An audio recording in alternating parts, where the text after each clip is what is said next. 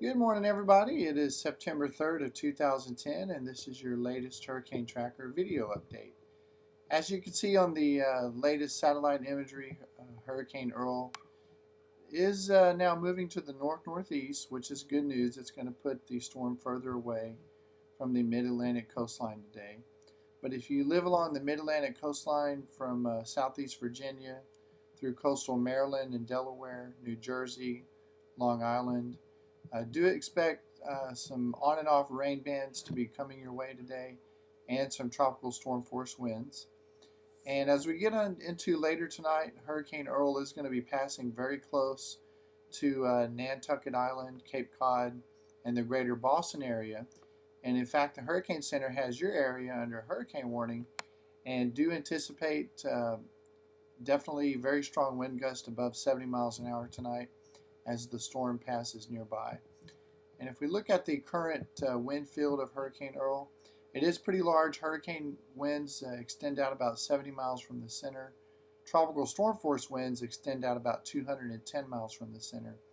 So you can see on the path Earl is going to be taking today, it's going to be getting pretty close to the southeast Massachusetts coastline.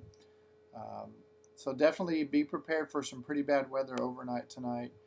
And then tomorrow evening on Saturday, the storm is going to be pushing northeastward into Halifax and Nova Scotia, Canada.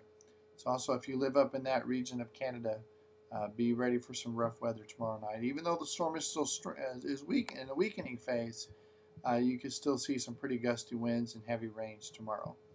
Elsewhere in the Atlantic, Tropical Storm Fiona is moving to the north-northeast at about 13 miles an hour.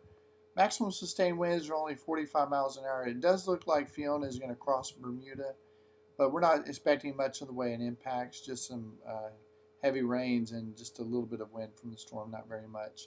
Tropical Storm Gaston has weakened into an open wave again, but the Hurricane Center is giving it a 40% chance of redevelopment as it pushes westward towards the Caribbean islands.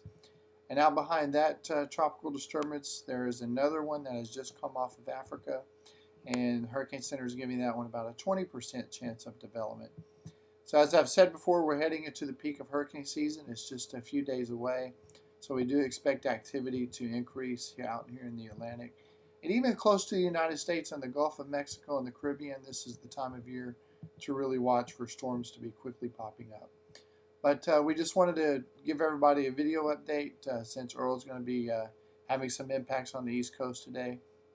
If you live in the affected areas, definitely stay safe and check back with us soon as we'll have another update as soon as possible. And thanks so much for being a Hurricane Tracker customer, everybody. Have a great weekend.